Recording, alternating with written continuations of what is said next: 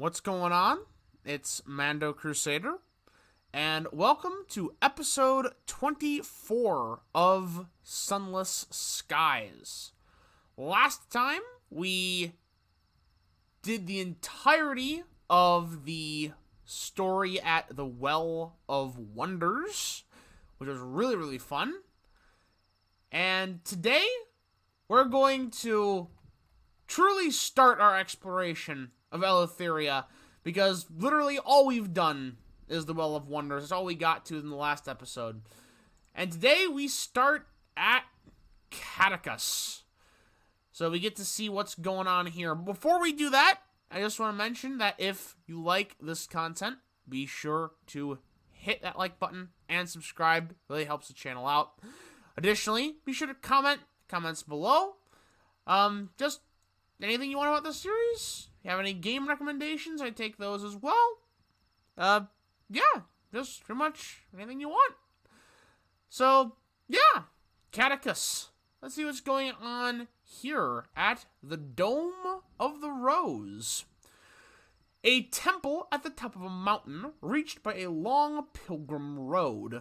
Inside it, statues of devils bearing instruments march towards a throne. The smell of roses lingers. The Palace of the Rose. A temple garlanded with incarnadine flowers and wreathed with thorns sits at the apex of Catechus. It is drowsy with the scent of roses, though you can see none. Poets, artists, and musicians lounge in groups on the marble floor. A woman, crowned in thorns, sits on a white throne. She drums her fingers on the arm. Well, let's see. What do we want to do? Let's try to speak with the Thorn Maiden. From her throne, she watches all. A flaw in the soul. The Thorn Maiden ignores you, as do most of her courtiers. Eventually, you find a languid bohemian willing to talk to you. He is very deep in his cups. It is your soul, you see. The rose binders are devils, yes? They have a way of knowing these things. You must have damaged your soul somehow, made it aesthetically displeasing. He struggles gamely with the word aesthetically. You should go to Carlin and the Reach. They'll put you right. Okay, so it's because our soul has lightless that we can't talk to the Thorn Maiden. Let's investigate the temple. What is Catechus? The March of the Roses. Marble statues of devils line the aisles. They have wreaths over their horns. Their lips are dabbed scarlet as sin. Their eyes are the colors of ash and sunlight. The detail is breathtaking. Their lyres and lutes, flutes and fiddles, drums and dulcimers are so perfectly carved that, but for the material, they could be real. Frescoes depict a troupe of musicians marching towards a slender mirror. Pipers, flautists, drummers, all. Statues of serpents coil over the musicians. Thorn bushes, bereft of roses, encircle the chamber. The plants are tended by devils in crimson masks. These devils are the rose binders of Catechus. Within the space bounded by the bushes, the bohemians make their art, all of it on the subject of roses. Alright. Descend to the caverns. Beneath the temple, the mountain on which Catechus rests is tunneled through with caves. A drumbeat, slow but steady, sounds from below. Well, that's mildly concerning. Let's investigate it. Underneath the dome of Catechus is a warren of caverns, a labyrinth of caves walled with slabs of volcanic black glass burrow their way through the rock. A steady drum beat thrums through the walls, echoing from somewhere deeper. Follow the rose binders. Two rose binders, a devil and a deviless, wait in the main cavern, their eyes like coals in the dark. The deviless beckons you to follow her. I am sure this can only lead to good things. A moonlit pool. You are led down darkly gleaming passages, heading deeper under the main temple of Catechus. The devil walks at your side. He occasionally uses his thyrus to strike the ground as if testing the depth of your descent.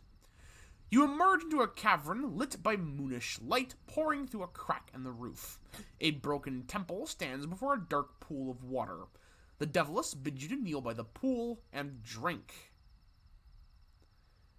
Well, it says that you unlock this option because we have Lightless, which is the reason that we could not speak to the Thorn Maiden. So, I'm a little worried about what this is going to do. But as it says here, the water is clear. What could go wrong?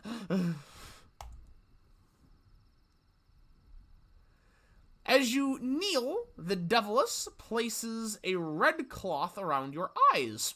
The devil touches your forehead with the thyrus as he pushes you toward the water. You feel, but do not see, the dark water lapping against your chin, your mouth, your tongue. The water is just that. Water, cold and slimy. The sound of drums is greater here, with your ear against the rock. It rises, slow and dolorous as a funeral knell. The Deviless pulls you from the water. The drummer refuses you. Your dullard soul has no place in our mysteries. Take your dullness to Carlin, where our brethren can better minister your sin. Okay, so we can't do anything in Catechus until we get rid of our soul flaw. So, we are going to head off in a vaguely northeastern direction and see if we can find the next port. So I will see you when I find something interesting.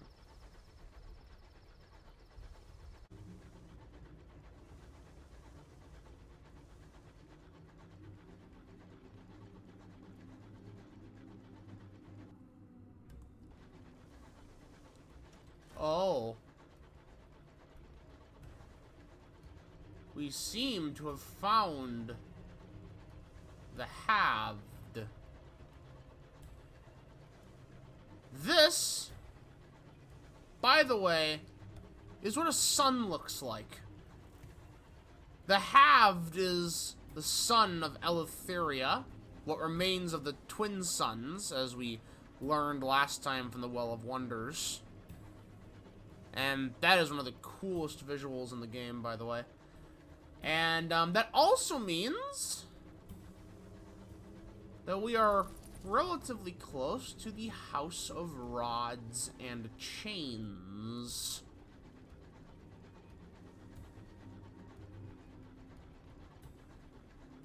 So let's see if we can find that.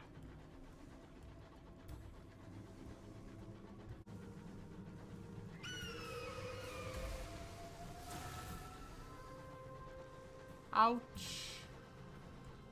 That hurt a lot, and this isn't a port. I don't know if anyone else noticed, but that wasn't a port. Oh, but down here maybe. Also, that hall came in very handy. Yes, here it is. This should be it. There we go. The House of Rods and Chains.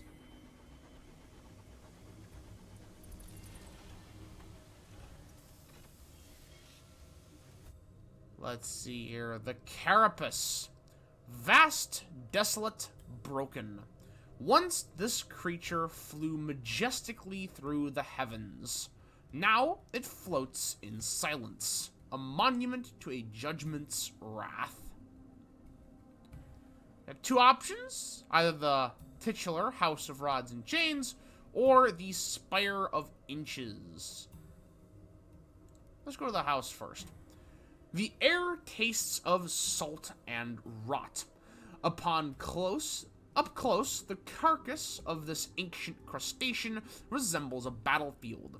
Its carapace is pockmarked from the impacts of sky detritus and cracked open from the impact of 6 spires.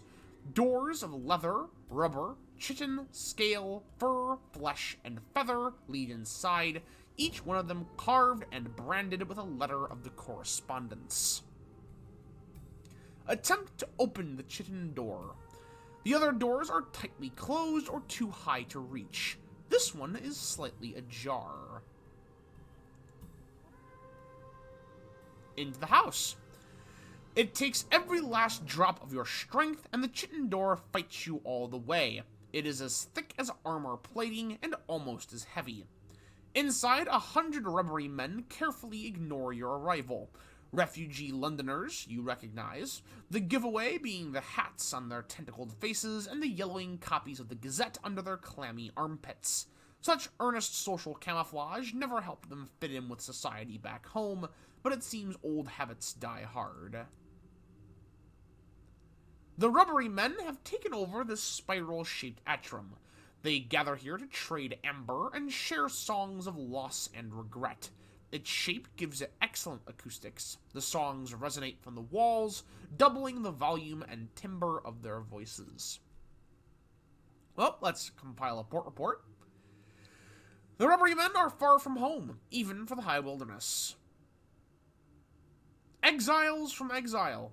The rubbery men show little interest in you as you explore. They shuffle around on their own business, polishing and cleaning and preserving the corpse of the house with equal parts elbow grease and embalming fluid. Visit the marketplace. The rubbery men sit around the edges of the atrium, ready to trade and offer their services. The rubbery market.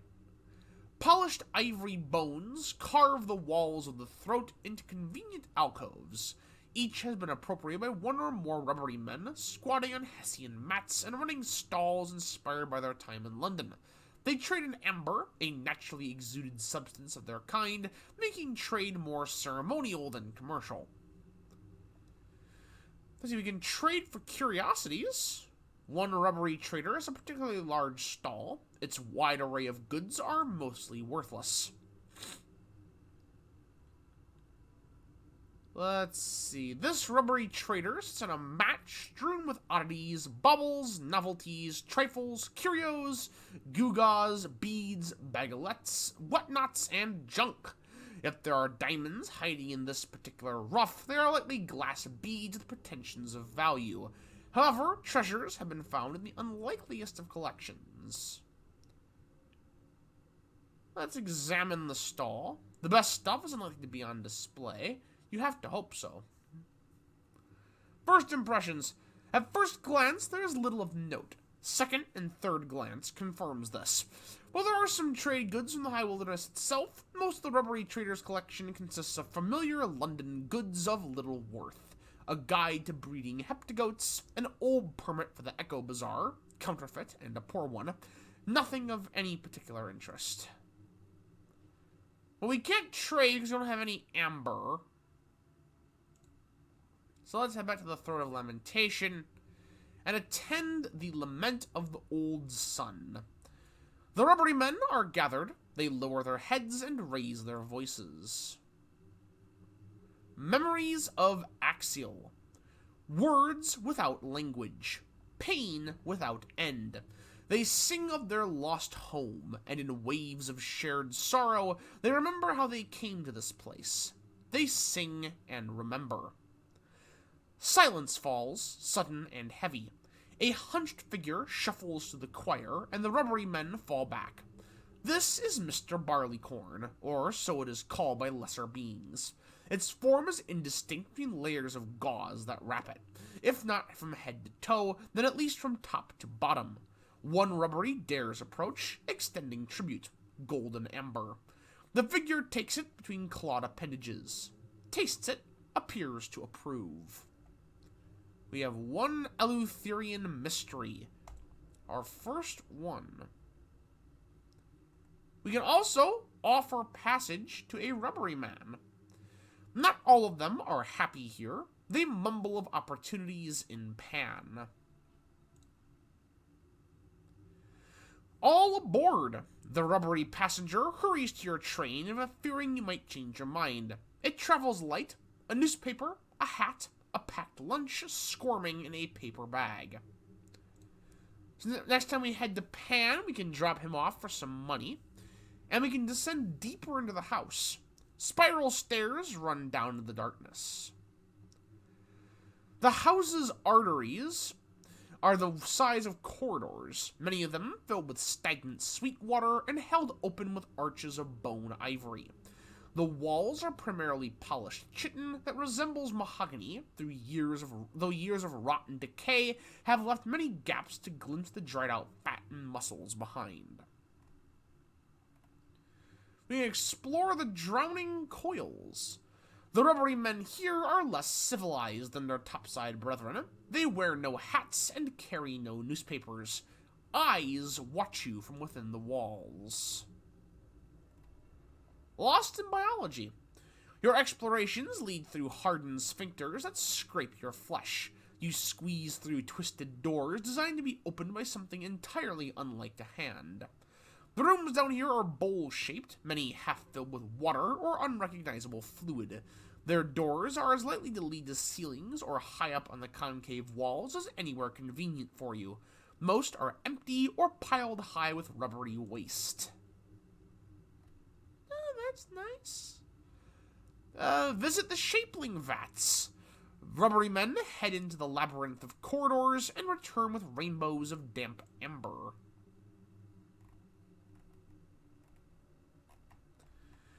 You carefully traverse a thin, treacherous path lined with endless deep slime, filled cavities, and basins. All around, the rubberies work at refining and reshaping amber into new forms and colors. They pause only to stare unblinking at you until you move past, more awkward than hostile. Observe the rubbery men. What is the purpose of their work? The color of amber. The exact relationship between rubbery men and their amber remains their own business. In London, amber is all much the same. Here, they experiment, combining it with other materials to transmute it. A few flute excitedly as golden amber pours from the vats. It is the rarest and most beloved flavor. Sometimes amber emerges, treacle thick and black as tar. The effort and resources that went into it is wasted. Alright. So again, we don't have any amber. We can't really do anything there. We can head deeper into the house, though. The path is treacherous. The floor is slick. The air hangs with resentment that becomes less civil and more feral as the light fades away. The alkali-infused darkness burns your eyes. Down here, the rubbery men commingle in quivering colonies and leach from weeds that spout from pools of viscous white ammonia. The only light comes from smoldering Apican pyres, each attended by a rubbery chorus howling an endless lament.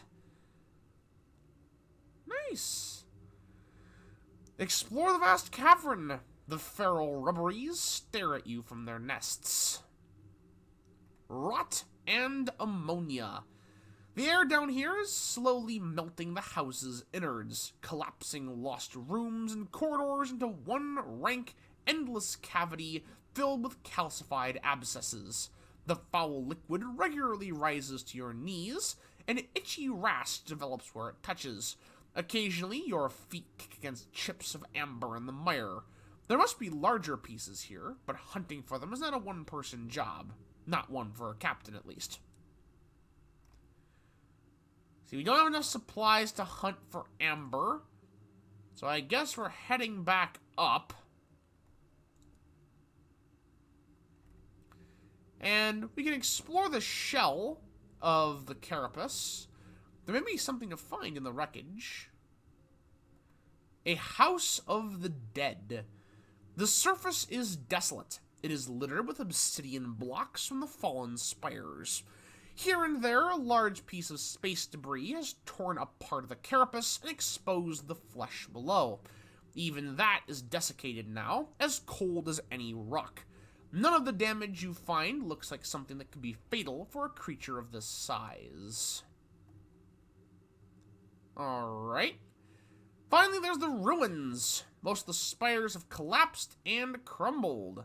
And this is the Spire of Inches. That was the second of the two initial options. 7 obsidian spires once stretched into the sky. Only this one remains. Dim light oozes through a single window at the top, occasionally flickering as someone or something passes in front of the fire. Let's just knock on the door. I'm sure I'll be fine. There is no handle on this side, just the barely perceptible outline of a door with a circular symbol roughly carved into it. There is no response. The obsidian surface absorbs the knock, leaving the rap of your knuckles sounding small and hollow. There is no answer. Right. So we have a choice. In order to get into the spire and progress the story here, we need to pay tribute. And we don't have any golden amber, so the only way we could do it is through a searing enigma. Now, we just got, in the last episode, our first searing enigma. The question is, do we want to use it here? And I think we do, because this sets up a decently long storyline that we can follow through on as we go through the various regions. So, present tribute to the spire, a searing enigma. A word spoken by a son. The keeper of the spire will be eager to pass this intelligence to its master. Tribute accepted. Behind it, 777 steps wind up the wall, leaving an open chimney in the middle that would be ideal if you had wings. At the very top waits a hunched figure wrapped in gauze. Are you friend, I wonder, or foe? No matter. You may call me Mr. Barleycorn. You have proven yourself resourceful. Let us see if you can also be useful. This is also something we'll have to unlock later for our ambition, though that's big spoiler territory, so I'm not going to say any more about that. Mr. Barleycorn's Belfry. You are in a room of sorts. It is bulbous in shape, not unlike a kidney. The furnishings, if that is what they are, look like the work of a surrealist. This straight-backed, many-legged edifice is perhaps a chair. That oily surface, a table, an altar. Behind it, the hunched gauze figure stands, looking out at something far away. A black sun. The darkness squirms. Let's consider Eleutheria's black sun. The window of Mr. Barleycorn's study frames it perfectly. The sun writhes. A flicker of fire escapes its coils, only to be dragged back and quenched.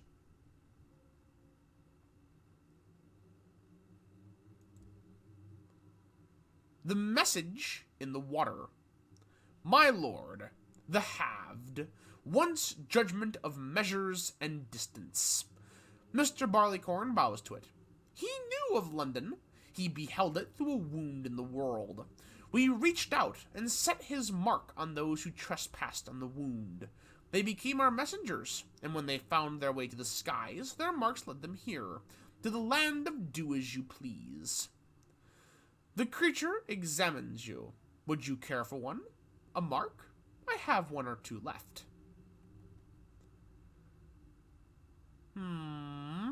Let's see, we can accept the mark. What could be the harm of that?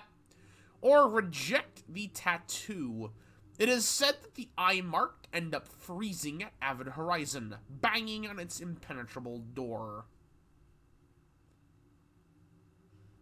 Well, let's see. We don't like suns. However, this is a bit of a different sun. If I remember correctly, it would have come to our character's attention that this sun is part of the revolution against the suns. So, what could be the harm of accepting a little mark?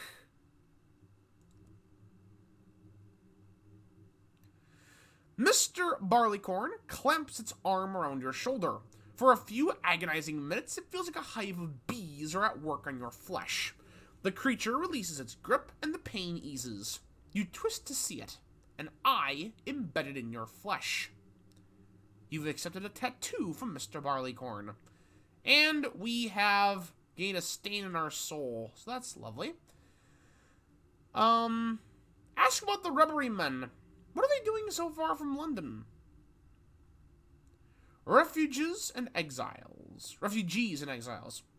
They came to this place in a ship forged from broken shells.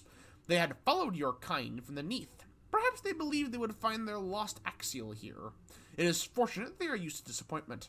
I tolerate them. They cannot disturb the messenger. Its purpose is long served, and their amber is ever so pretty. Let's examine the altar. Its surface ripples obligingly as you approach. I butchered that word. A memory of water. You touch the surface. The world twists, and there is only darkness and water, and cold and drowning. You kick your feet, thrashing to the surface. Impossible. The sky with its false stars. The green glass expanse of an ocean without waves. This is the Neath, the vast subterranean cavern in which London lay before climbing to the heavens. And the cold, black waters you are thrashing in are its Untersee. Adrift on a sunless sea. Freezing water, thrashing legs. Absolute darkness except the dim glimmers of false stars above. The Z stretching out forever under a stalactite sky, dark and deep and unforgiving. So, basically, in Sunless Sea, there was a rare event that could happen where you find an eye underneath the sea, and it teleports you to some place that is not the Untersee. This is the connection to that event in Sunless Skies. This is where that event teleports you to the House of Rods and Chains. And that eye is a representation of the Halved. So, swim for land. But which way is London? The Avid Horizon? Port Carnelian? Silence in the dark. The Z is wide and deep and lonely. You can shout for help, jettison some weight, or give up. Let's jettison some weight. Heavy boots, thick cottons. Your sky suit was not built for swimming. You fight and struggle out of some of the heavier items in the hope of improving your buoyancy. The result leaves you better able to float, but cold. So cold. The chattering of your teeth echoes in your skull. Swim for land again? Shout for help? There's no point, but your voice is hollow, swallowed up by the cavernous Neath. Well, when all else fails, it's time to give up. There is no London down here anymore. There will be no rescue. You let yourself go limp. Let the water into your lungs. Exhausted, the Z embraces you. Drowning. Water covers your eyes. It fills your lungs. The currents of the Z tug gently at first, and then more forcefully. The pain of drowning gives way to the softer agony of unconsciousness. In the darkness, an eye. It opens, and the world is upside down. You fall to the floor of Mr. Barleycorn's study, coughing up water. The gauze-wrapped figure barely looks up from his spindly instrument that resembles a driftwood harp. Do be careful what you touch, it advises, plucking at an oily string. Well, let's talk with Mr. Barleycorn. It wondered if you could be useful. What does it want? Loyalty. There were 7 of us once. outcasts, bound to this messenger's service. But the messenger defied the Halved's command, and the Halves slew it. We were free. My colleagues fled, but I remained to serve the Halved. The creature sighs. Don't mistake this for more than it is. I am not lonely, it spits the word, but our shapeling guests downstairs are poor conversationalists. It has been a long time since I spoke to any of my kind. If you find one, show them this. It hands you a wax seal imprinted with a sigil. Collect their stories.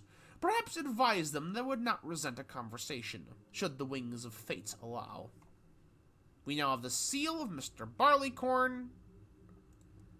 And that's all we can do here for now. That sets us on a bit of a quest to basically find the rest of the curators from the House of Rods and Chains. And I think I know where 3 of them are. But I'll have to see if my memory serves me well. Also, we can buy caged catches here, which is something to keep in mind should we ever need it. But that is all the time we have for this episode. I hope you enjoyed it. If you did, remember to leave a like and subscribe. It really helps the channel out. Additionally, comment below. Just anything. I already gave the whole spiel at the beginning. But yeah, I hope you enjoyed this episode. Next time, we're gonna continue the exploration, continue our circuitous. I'm just gonna stop saying words I can't confidently pronounce.